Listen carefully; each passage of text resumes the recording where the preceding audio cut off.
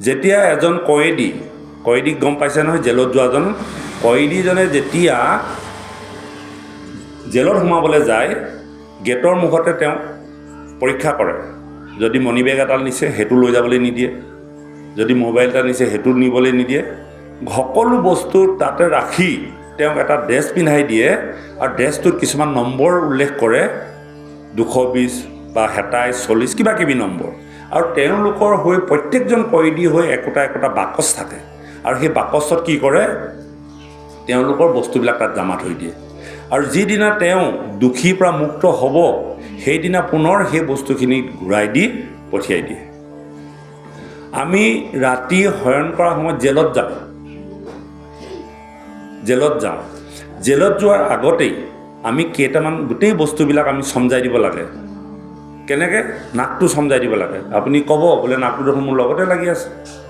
নাকটো চমজাই দিব লাগিব, কাণখন চমজাই দিব লাগিব, বুকখন চমজাই দিব লাগিব, চকু চমজাই দিব লাগিব, হয়নে? আপুনি ক'ব যে নাকটো দেখোন লাগিয়ে আছে, বাপে কৈছে নাকটো চমজাই দিব লাগে। এইকাৰণে চমজাই দিয়া হয়, ৰাতি টোপনি গৈ থাকোঁতে আপোনাৰ কাষত যদি গেলা গন্ধ এটা বস্তু থওঁ, আপুনি গন্ধ পায়নে? টোপনিত গম পায় জানো? নেপায়। আপুনি শুই থাকোঁতে মই কি কথা পাতি আছোঁ আপুনি গম পায় জানো? নেপায়। মই কেনেকুৱা অৱস্থাত আছোঁ আপোনাৰ চকুৰে দেখে জানো? নেদেখে। বা মোক টোপনি গৈ থকা সময়ত আপুনি কিবা কম বুলি ভাবিলে ক'ব পাৰে জানো? নোৱাৰে। কেলৈ নোৱাৰে? এই বস্তুবিলাক আপোনাৰ লকাৰত সোমাই গ'ল। হয়নে বাৰু? সোমাই গ'ল নাই?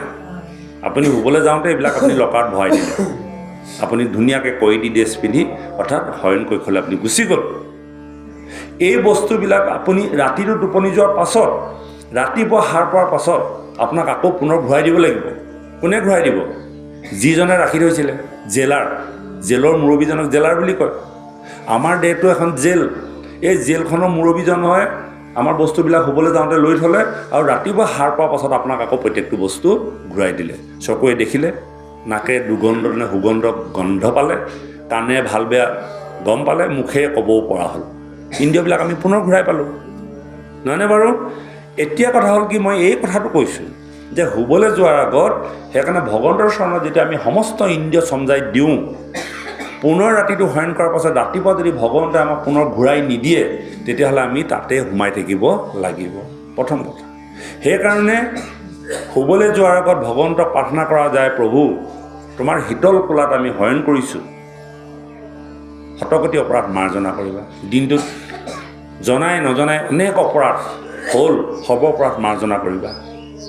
আৰু এই দৃষ্টিভংগী আপুনি শয়ন কৰিলে, আৰু শয়ন কৰাৰ পাছত আপুনি শয়নত গুচি গ'ল, নিদ্ৰাত গুচি গ'ল, আকৌ ৰাতিপুৱা আপোনাক কি কৈছে, সেই জেলাৰজনে বা সেই ভগৱন্ত পুৰুষ যাক আমি জেলাৰ শব্দৰে অভিধা কৰিছোঁ, তেওঁ আপোনাক জগাই দিলে যে যোৱা, উঠা, তোমাৰ দুখ মুক্ত হ'ল বা তোমাৰ টোপনি শেষ হ'ল, উঠোৱা।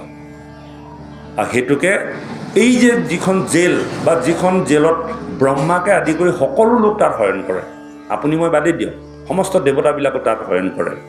আৰু সেই ব্ৰহ্মাকে আদি কৰি সমস্ত জীৱবিলাকক বা আমাক কোনে জগাই দিয়ে? সেইজন পুৰুষ যিজনক আমি সৰ্বদা উপাসনা কৰিব লাগে। আপোনালোকে গায় নহয়, গায়নে? প্ৰাৰ্থনাটো গায়নে? কি প্ৰাৰ্থনা? ব্ৰহ্মাই আদি কৰি। আপোনালোকে ইমান ভক্তিত আগবঢ়া, মই বহুত জেগাত কৰোঁ, একদম নোৱাৰে, নকয়, নেজানে। আপোনালোকে একদম প্ৰত্যেকটো কথা ইমান সুন্দৰ, আপোনালোকে প্ৰকৃত ভকতিত আগবাঢ়িছে, মই গম পাইছোঁ। ব্ৰহ্মাই আদি কৰি জীৱ যত, ৰাম ৰাম ৰাম ৰাম ৰাম, মায়াৰ শয্যাৰ মাজে আশ্ৰয় ঘুমতি যাই, তুমিহি চৈতন্য সনাতন, ৰাম ৰাম ৰাম ৰাম, আমি অচেতন নিয়োগ নাথ জগাই। সেইজনে নাথ, সেইজনে গৰাকী আমাক জগাই দিলে, নহয়নে বাৰু? গতিকে প্ৰত্যেক দিনে আমি মংগল আচৰণ কৰি যদি দিনটো শুভাৰম্ভ কৰোঁ, আমাৰ হ'বলগীয়া বিপদৰ পৰা আমি বসুমতী আয়ে আমাক ৰক্ষা কৰিব, ঈশ্বৰে ৰক্ষা কৰিব। হে বসুমতী মা, তোমাৰ বুকুত ভৰি থৈছোঁ, শতকোটি অপৰাধ মাৰ্জনা কৰিবা, আগে গুৰু পাছে হৰি, থাকাহা ৰক্ষা কৰি। আপুনি ওলাই যাওক, বাক্য হৈছে, কিন্তু আপোনাৰ ঘটনা ঘটিব, আপোনাৰ বিধাতাই লিখি থৈছে, কিন্তু সেই ঘটনা ঘটিলেও আপোনাৰ কি হ'ব? নিমিত্ত ঘটিব, কিন্তু ভগৱন্তই বসুমতী হাত পাতি ধৰিব। ভাগিব লাগিছিলে হাতখন, নেভাগিলে। ভাগিব লাগিছিলে ভৰিটো, নেভাগিলে, অকণমান দুখ পালে, নহয়নে বাৰু? গতিকে এই কথাখিনিকে মংগল আচৰণ বুলি কৈছে। যেতিয়া মংগল আচৰণ আমি কৰি থাকিম তেতিয়াহ'লে আমাৰ সদায় মংগল হৈ থাকিব। কিন্তু বহুতে কি কৰে জানেনে? কি কৰে? ৰাতিপুৱা শুই উঠিয়ে নামিয়ে বোলে বাৰীৰ পাছফালে চেপাটো পাতি থৈছোঁ, কিমান মাছ লাগিলে দৌৰ মাৰি গ'ল, মাছ কিমান লাগিলে আৰু কথা নাই, দৌৰ মাৰি গুচি গ'ল, আমুকত যাব লাগিছিলে একদম গুচি গ'ল, কোনো ঈশ্বৰৰ কথা নাই। এইবিলাক হ'ল বিমংগল, হয়নে? গতিকে আপোনালোকে খুব সুন্দৰ ভাল লাগিছে। সেইকাৰণে কৃপালু শংকৰ গুৰুজনাই আজি গোপী উদ্ধৱ সংবাদ আপোনালোকক জনাবলৈ গৈ সৰ্বপ্ৰথমে তেওঁ মংগল আচৰণ কৰিছে। কি বুলি কৈছে? জয় জগন্নাথ নাৰায়ণ নিৰঞ্জন, জয় দামোদৰ দেৱ দৈৱকী নন্দন, ভগৱন্তক উচ্চাৰণ কৰিছে। কৃষ্ণৰ চৰণে কৰি নতি 12শত, শংকৰে ৰচিলা কথা মহাভাগৱত। কিমানবাৰ কোটি শতবাৰ প্ৰণাম জনাই তেওঁ কৃপালু শংকৰ গুৰুজনাই মহাভাগৱত ৰচনা কৰিলে। শুনা সৰ্বজনে গোপী উদ্ধৱ সংবাদ, কোটি জনমৰো কৰি পাতক উৎসাহ। গোপী উদ্ধৱ সংবাদ যদি আপোনালোকে শ্ৰৱণ কৰে তেন্তে আপোনালোকৰ কোটি জন্মৰ পাপ যদি সঞ্চিত হৈ আছে সেইখিনি শেষ হৈ গুচি যাব। নাহি ধৰ্ম কৃষ্ণ কথা শ্ৰৱণতো পৰে। এতিয়া গম পালেনে? মই যে কৈছিলোঁ যিটো ধৰ্ম আপোনালোকে কৰিছে সেই ধৰ্মৰ বাদে আৰু বেলেগ ধৰ্ম নাই। কি ধৰ্ম? শ্ৰৱণ ধৰ্ম। কৃষ্ণ কথা শ্ৰৱণ কৰাৰ যিটো মানসিকতা, কৃষ্ণ কথা শ্ৰৱণ কৰাৰ যিটো আগ্ৰহ, কৃষ্ণ কথা শ্ৰৱণ কৰাৰ যিটো দৃঢ়তা, কৃষ্ণ কথা শ্ৰৱণ কৰিবলৈ আপুনি যিটো হেঁপাহেৰে বহি আছে, কলৈকো মন নিদি, কোনো গ্ৰাম্য কথা চিন্তা নকৰি, এই ধৰ্মতকৈ আৰু শ্ৰেষ্ঠ ধৰ্ম এই জগতত নাই। আমি কোৱা নাই, ভাগৱতে কৈ আছে। কি কৈছে? নাহি ধৰ্ম কৃষ্ণ কথা শ্ৰৱণত পৰে, জাক শুনি মহা গোপীও নিষ্ঠাৰে। গোপীসকল নিষ্ঠা হৈ গৈছিল। এতিয়া গোপী বুলি ক'লে আপোনালোকে কি বুজি পায় বাৰু? সেই ৰাস ক্ৰিয়া কৰা গোপীসকল নেকি? আপোনালোকেও গোপী, আমিও গোপী। গোপদে বেদ, ইন্দ্ৰিয়কো বুলিবা। আমাৰ ইন্দ্ৰিয়সমূহক গো বুলি কৈছে। গোপদে ইন্দ্ৰিয়, গোপদে বেদ। বেদক যিয়ে প্ৰাণ কৰে বা ইন্দ্ৰিয়ক যোনে ধাৰণ কৰে, এয়া হ'ল গোপী, হয়নে বাৰু? গতিকে সেই গোপীসকল পূৰ্বতে কোন আছিল জানে নি? গোপীসকল মতা মাইকী মানুহ নহয়, মতা মানুহ সকলো। এই গোপীসকল ত্ৰেতা যুগত যেতিয়া ৰামচন্দ্ৰ বনবাস খাটিছিল, দণ্ডুকা অৰণ্যত ঋষি সমস্তই তেওঁলোকৰ আৰাধ্য দেৱতা যেতিয়া ৰামচন্দ্ৰক তেওঁলোকে পাইছিল, তেতিয়া তেওঁক কৈছিল যে হে প্ৰভু, আমি এগৰাকী ভাৰ্যাই স্বামীক যেনেকৈ সেৱা শুশ্ৰূষা কৰে আমি তেনেকৈ আতিথ্য কৰিব বিচাৰোঁ, আমাক সুযোগকণ দিয়ক। তেতিয়া প্ৰভু ৰামচন্দ্ৰই কৈছিল যে মই বনলৈ আহিছোঁ বিভিন্ন কাৰ্যসূচী হাতত লৈ, আৰু মই দণ্ডিত হৈছোঁ, মোৰ পিতৃৰ আদেশ বনবাস, আৰু বনবাসত আহি যদি মই ৰাজ আতিথ্য গ্ৰহণ কৰোঁ তেতিয়াহ'লে মোৰ বনবাসৰ কোনো ভেলু নাথাকিব। গতিকে তোমালোকৰ বাক্য অথলে নাযায়।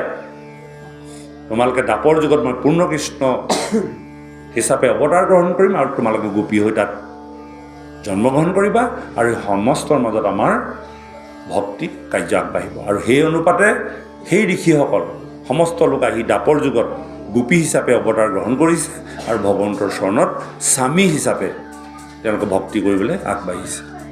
নহয়নে বাৰু ভাই? এয়াই। গতিকে গোকুলৰ সন্তে হৰি আহি মথুৰাক,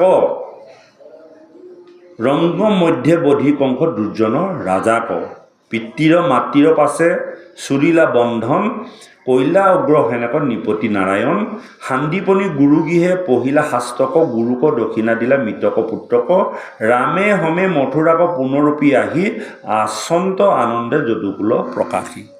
ভগৱন্ত পুৰুষে 125টা বছৰ কাৰ্যসূচী লৈ আহিছিল দুষ্টক দমন, শান্তক পালন আৰু ধৰ্ম ৰক্ষাৰ কাৰণে। আৰু সেই সূত্ৰে আহি পেলাই কি কৰিলে?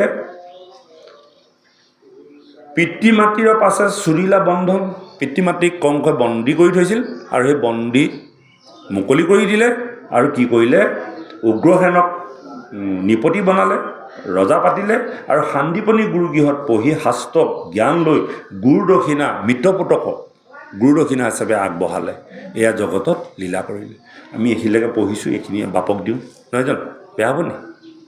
মই কৈ যাম কথাখিনি। কৃষ্ণ। গতিকে গোপী উদ্ধৱ সংবাদৰ সম্পৰ্কত আজি আপোনালোকে খুব ধুনীয়া পাঠ এটা ল'লে। গোপী উদ্ধৱ সংবাদ, গোপীসকলে উদ্ধৱক কিছুমান কথা দিছে, জানিবলৈ দিছে। সংবাদ মানে কি? সাংবাদিকবিলাক শুনিছে, সংবাদ মানে খবৰ, নহয়নে বাৰু? আমাৰ গোটেই ভাগৱতখন সংবাদ শাস্ত্ৰ। ইজনে সিজনক কোৱা কথাখিনি ইজনে সিজনক কৈছে। আপোনালোকেও আজি এজন এজন সাংবাদিক হ'ব। ইয়াত যিখিনি কথা আমি পৰ্যালোচনা কৰিম, এইখিনি আপোনালোকে লৈ গৈ বেলেগৰ আগত ক'বগৈ। ঠিক তেনেকৈ মৈত্ৰেয় বিদুৰৰ সংবাদ, নাৰদ ব্যাসৰ সংবাদ, প্ৰত্যেকে প্ৰত্যেকক ঈশ্বৰৰ কথাখিনি লৈ গৈ কোৱা কথাৰ কাৰণে এইটো সংবাদ শাস্ত্ৰ বুলি কোৱা হৈছে। গতিকে ভাগৱতক আন এটা নাম হ'ল সংবাদ শাস্ত্ৰ। আৰু এই